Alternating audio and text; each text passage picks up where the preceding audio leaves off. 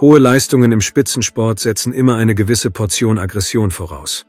Der Sportler stellt sich im Voraus auf den Sieg über seinen Gegner ein, und diese psychoemotionale Einstellung ist nicht weniger wichtig als das regelmäßige Training im Fitnessstudio. Man sagt, dass Menschen mit einer gesunden sportlichen Aggression in diesem Bereich die größten Erfolge erzielen. Aber was tun, wenn diese Aggression in Wut und unkontrollierte Wutausbrüche im realen Leben übergeht? Jonathan Paul Koppenhaver wurde am 30. November 1981 in der Kleinstadt Simi Valley in einem Vorort von Los Angeles als ältestes von 3 Kindern einer einfachen Familie geboren. Der Familienvater hatte deutsche Wurzeln, diente bei der Polizei von Los Angeles und war ein fleißiger und verantwortungsbewusster Mann. Die Mutter, eine Amerikanerin mit mexikanischen Wurzeln, arbeitete als Krankenschwester in einem örtlichen Krankenhaus. Nach der Geburt ihres ersten Kindes beschloss sie jedoch, ihren Beruf aufzugeben, um sich ganz der Erziehung ihrer Kinder und dem Haushalt zu widmen. Jonathan, oder einfach John, wuchs zusammen mit seinem jüngeren Bruder und seiner Schwester auf, denen er immer sehr nahe stand. Bis zu einem bestimmten Zeitpunkt war ihre Familie ziemlich glücklich und das Leben schien unbeschwert. Aber nach der Geburt des 3. Kindes verfiel die Mutter der Familie in eine lang anhaltende Depression, aus der sie sich nicht selbst befreien konnte. Die Situation verschlimmerte sich allmählich und die Frau begann, alkoholische Getränke zu konsumieren, die ihr, wie sie glaubte, halfen, zumindest für kurze Zeit zu vergessen. Der Vater war von morgens bis abends mit der Arbeit beschäftigt und kümmerte sich nicht sonderlich um das, was zu Hause vor sich ging. In der Zwischenzeit verschlechterte sich der Zustand seiner Frau und sie wurde süchtig nach verbotenen Substanzen. John war etwa 10 Jahre alt, als er praktisch nicht nur zum Babysitter für seinen jüngeren Bruder und seine Schwester, sondern auch für seine Mutter wurde. Der Junge lernte gut in der Schule, half den Kleinen bei den Hausaufgaben, lernte kochen und putzte die Wohnung. Im Alter von 13 Jahren erlebte John ein traumatisches Ereignis, von dem er sich später nie ganz erholen konnte.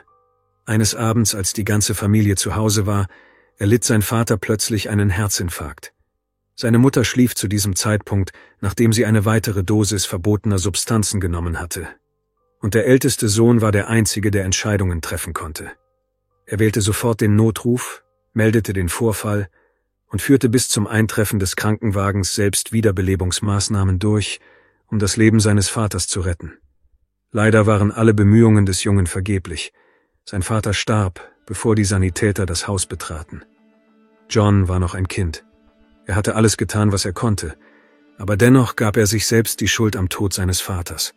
Dieses bedrückende Gefühl ließ ihn nicht los und vergiftete sein Leben.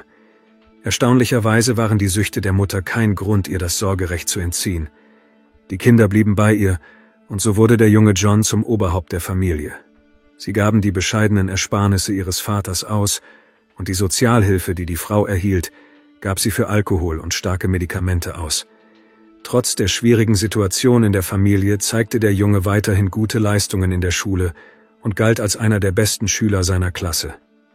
Die Lehrer lobten seine Zielstrebigkeit, seine hohe Intelligenz und seinen Scharfsinn. Nur das Verhalten des Teenagers verschlechterte sich rapide. John wurde nervös, aggressiv, aufbrausend, provozierte ständig Konflikte und Schlägereien mit Gleichaltrigen. Der Junge suchte früh nach Nebenjobs und griff nach jedem Angebot, um seiner Familie irgendwie zu helfen. Gleichzeitig begann er Sport zu treiben und plante, sein Schicksal und seine berufliche Laufbahn damit zu verbinden. John begeisterte sich für Kampfsportarten, bevorzugte jedoch keine bestimmte Richtung, sondern trainierte gleichzeitig in mehreren verschiedenen Disziplinen. Das gab ihm die Möglichkeit, seine Aggressionen in die richtigen Bahnen zu lenken, Dampf abzulassen und seine Gedanken zu ordnen. Bald wurde das regelmäßige Training zu einem festen Bestandteil von Johns Leben. Er ging täglich ins Fitnessstudio und sein Trainer stellte fest, dass der Junge ein enormes Potenzial hatte und in Zukunft ein echter Champion werden könnte. Man darf nicht vergessen, dass der Teenager nebenbei noch arbeitete und dabei auch noch gute Leistungen in der Schule erbrachte.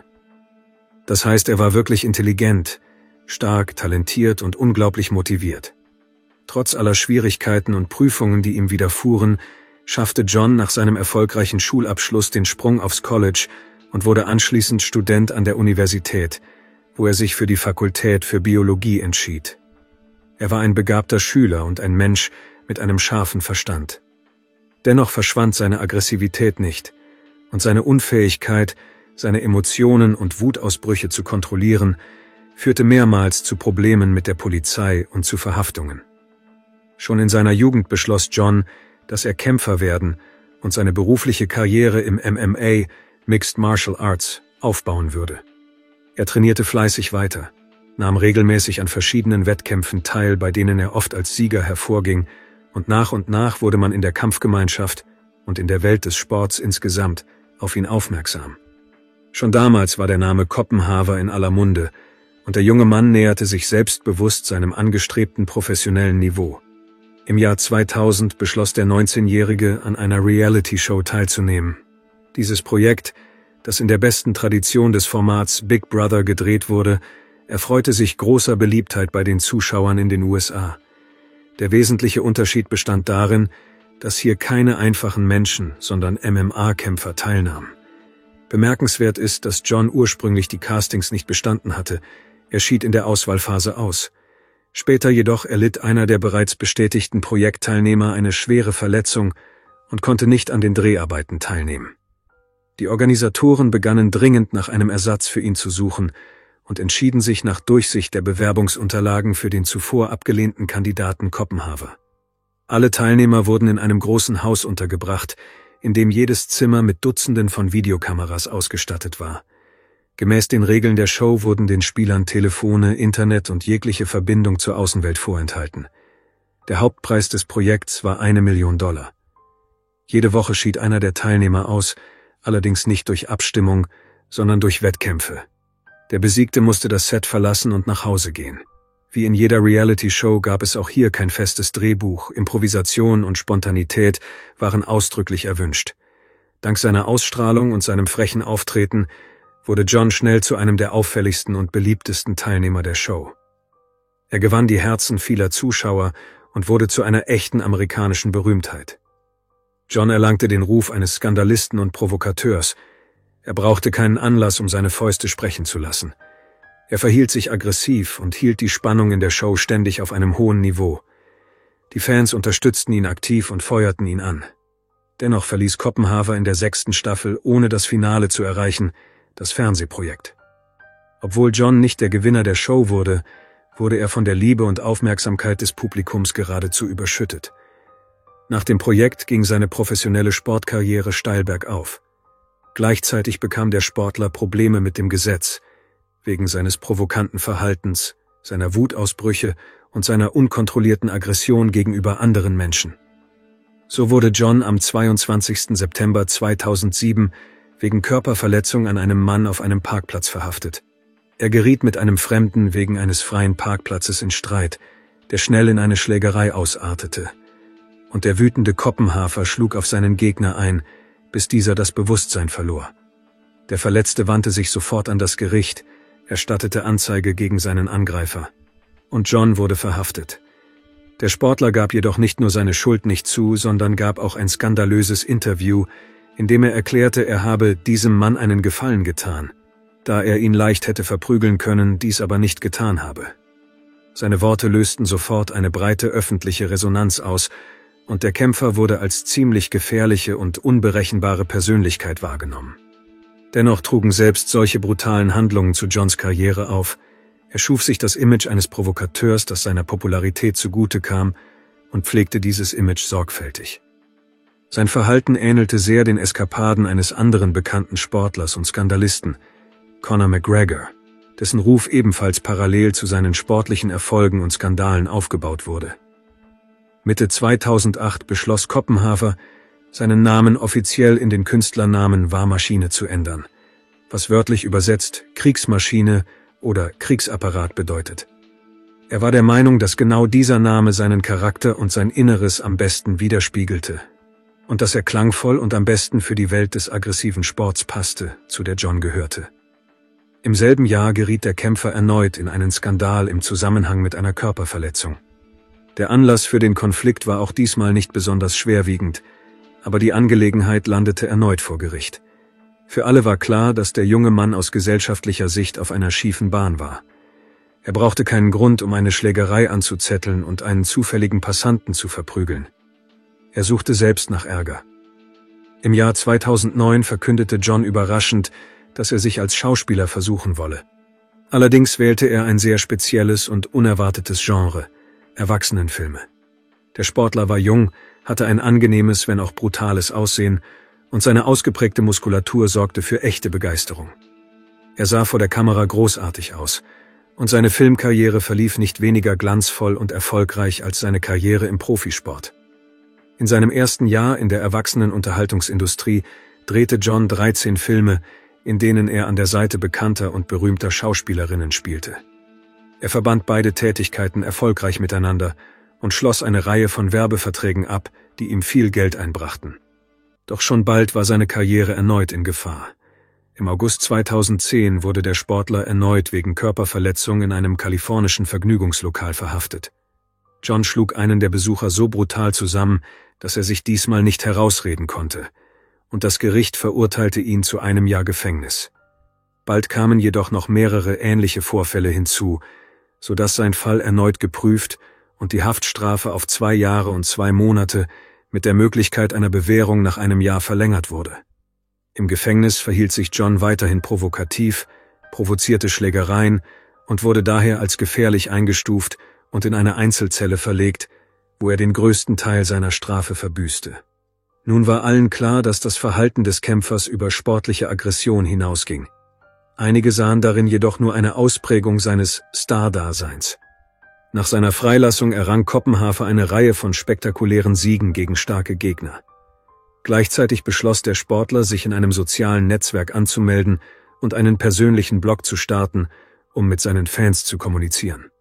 Er wählte ein recht ungewöhnliches Format und sprach meist einfach vor der Kamera seine Gedanken aus, philosophierte oder teilte Erinnerungen. In den ersten Tagen nach der Erstellung seines Accounts folgten ihm Zehntausende Fans. Es ist erwähnenswert, dass seine Fangemeinde ständig wuchs. Die einen verfolgten seine sportlichen Erfolge, andere interessierten sich für seine Schauspielkarriere, wieder andere beobachteten die Skandale, die ihn seit seiner Zeit bei der Reality-Show umgaben. Im Jahr 2011 beschloss der Sportler, eine eigene Sport- und Freizeitbekleidungslinie auf den Markt zu bringen. Das Hauptmerkmal seiner Marke waren brutale Bilder auf dem Stoff, sowie freche Slogans, die ein gewisses Alpha-Männchen-Image vermittelten. Die Produkte wurden hauptsächlich in Online-Shops verkauft und erfreuten sich großer Nachfrage, sodass das Geschäft florierte. John verhielt sich weiterhin aggressiv und sprach sogar in seinem Videoblog ständig von der Wut, die er nur schwer unterdrücken konnte. Der Mann fluchte viel, erzählte von Menschen, die ihn nervten und die er gerne bei der ersten Gelegenheit verprügelt hätte. Manchmal geriet er vor der Kamera direkt auf der Straße in Streit mit Passanten. Im Jahr 2013 erreichte seine Karriere in der Erwachsenenfilmindustrie ihren Höhepunkt. Der Sportler drehte regelmäßig Filme und nahm an erotischen Fotoshootings für verschiedene bekannte Magazine teil. Bei einem solchen Dreh war seine Partnerin eine Frau namens Christine McKinney, die unter dem Künstlernamen Christy Mac durch Erwachsenenfilme berühmt geworden war. Sie war 11 Jahre jünger als John, aber trotz des Altersunterschieds sprang sofort der Funke zwischen den beiden über. Es begann eine stürmische Liebesbeziehung. Es lohnt sich, ein wenig über Christine selbst zu erzählen. Sie wurde 1992 in einer kleinen Stadt im Bundesstaat Indiana geboren und wuchs in einer einfachen Familie auf, die nichts mit dem Showbusiness zu tun hatte. Ihre Klassenkameraden und Lehrer beschrieben sie als sehr bescheidenes, gutmütiges und freundliches Mädchen, das verantwortungsbewusst zur Schule ging, Literatur liebte und tanzte. In der Highschool verliebte sich Christy in einen Gleichaltrigen, mit dem sie eine Beziehung begann, und bald beschlossen die jungen Leute zu heiraten. Die Eltern der Teenager waren strikt gegen diese frühe Verbindung, aber das Paar wollte auf niemanden hören, und sobald sie 18 Jahre alt waren, legalisierten sie ihre Beziehung offiziell, um allen zu trotzen. Allerdings wurde den frisch gebackenen Eheleuten ziemlich schnell klar, dass sie überhaupt nicht bereit für das Familienleben und die Bewältigung alltäglicher Probleme waren. Die Liebe verflog schnell, und nach nur 4 Monaten ließen sie sich scheiden. Nach der Scheidung beschloss Christy, ihr Leben radikal zu ändern und an einem neuen Ort einen Neuanfang zu wagen. Sie verließ ihr Elternhaus und zog nach Florida. Die junge Frau ließ sich in Miami nieder, wo sie jeden Job annahm, um ihre Miete zu bezahlen und sich irgendwie über Wasser zu halten. Sie arbeitete als Kellnerin, Verkäuferin und Promoterin, bevor sie zufällig von einem Vertreter einer Modelagentur auf der Straße entdeckt wurde. Zunächst versuchte sich Christie als Fotomodell für Bekleidungskataloge. Dann wurde ihr angeboten, an einem freizügigeren Fotoshooting teilzunehmen, wobei ihr ein stattliches Honorar versprochen wurde. Sie willigte ein, und bald kamen weitere Angebote, sich als Darstellerin in Filmen der Kategorie 18+ zu versuchen. Die junge Frau gab sich einen klangvollen Künstlernamen, der bald bekannt wurde. Sie drehte regelmäßig in Erwachsenenfilmen und erhielt renommierte Filmpreise.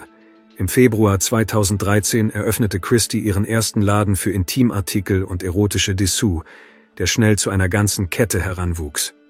Zum Zeitpunkt ihrer Bekanntschaft waren John und Christie ziemlich bekannte und erfolgreiche Menschen. Beide hatten eine Karriere in der Medienbranche aufgebaut und ein eigenes Unternehmen, das mit dem Verkauf von Markenartikeln zu tun hatte. Man kann sagen, dass sie gleichermaßen beliebt waren. Von Beginn ihrer romantischen Beziehung an tauchte das Paar überall gemeinsam auf. Sie besuchten verschiedene Veranstaltungen, Preisverleihungen und gesellschaftliche Events, posierten bereitwillig für Fotografen auf roten Teppichen und gaben Interviews. Die Verliebten schlossen sogar mehrere gemeinsame Werbeverträge mit bekannten Unternehmen ab.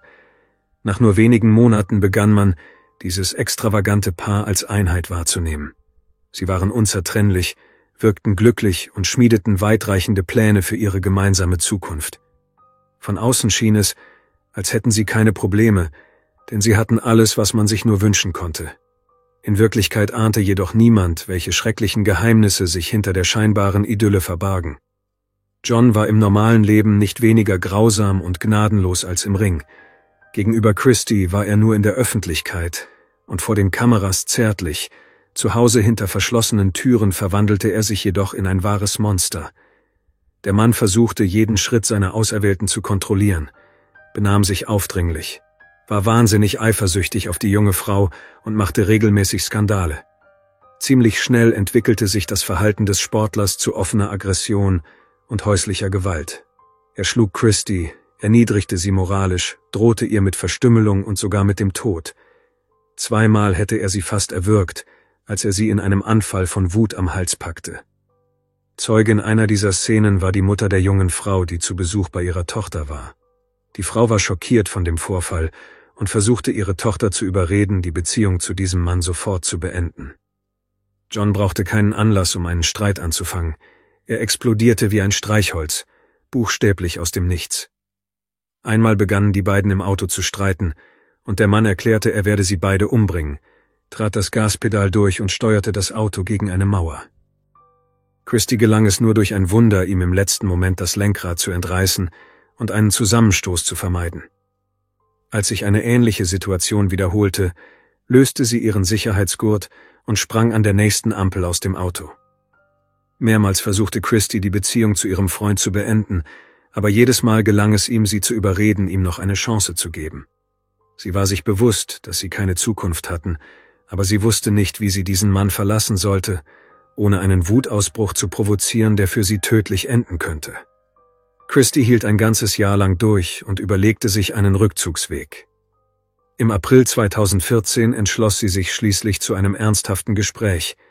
Sie rechnete mit allem, aber John stimmte unerwartet zu, dass sie eine Pause brauchen würden, um alles in Ruhe zu überdenken und abzuwägen.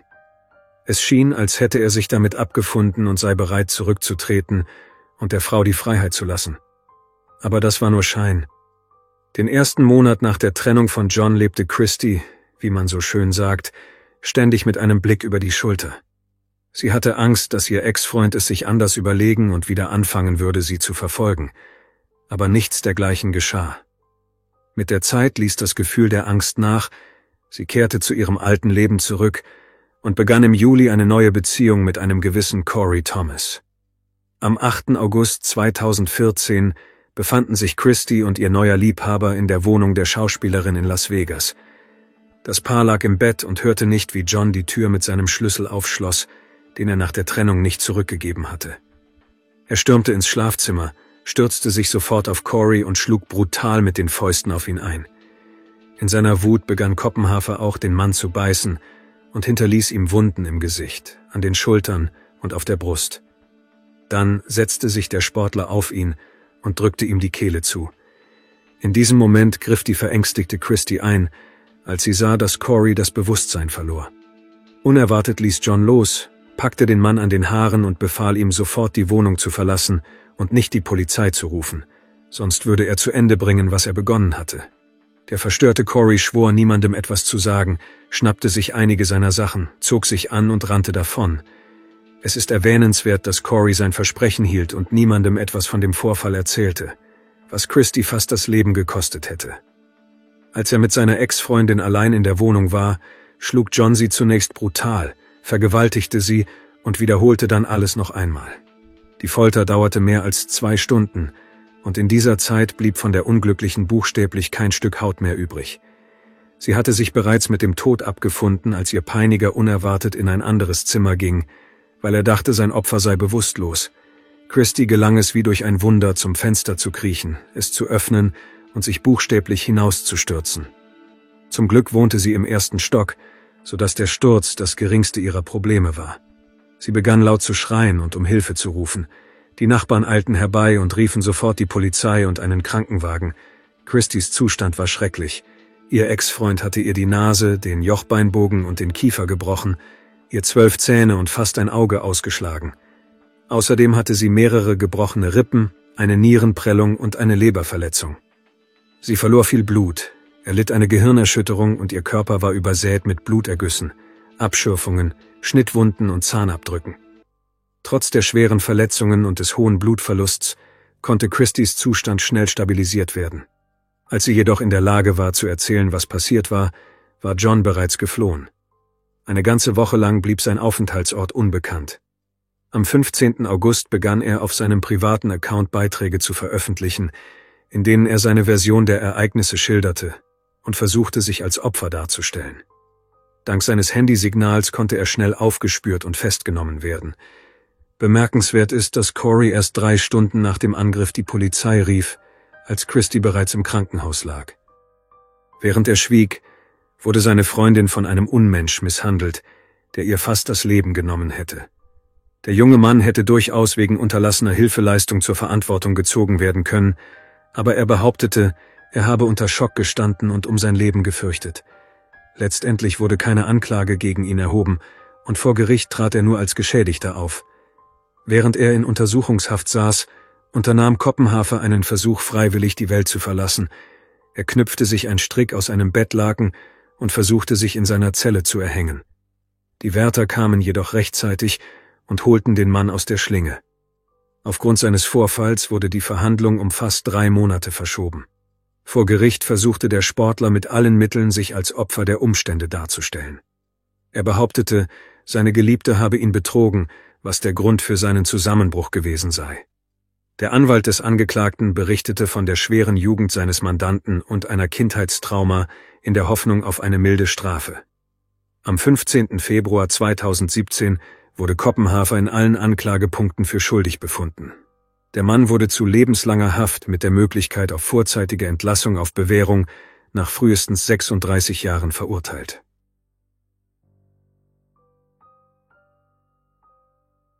Danke fürs Zuschauen und passen Sie auf sich auf.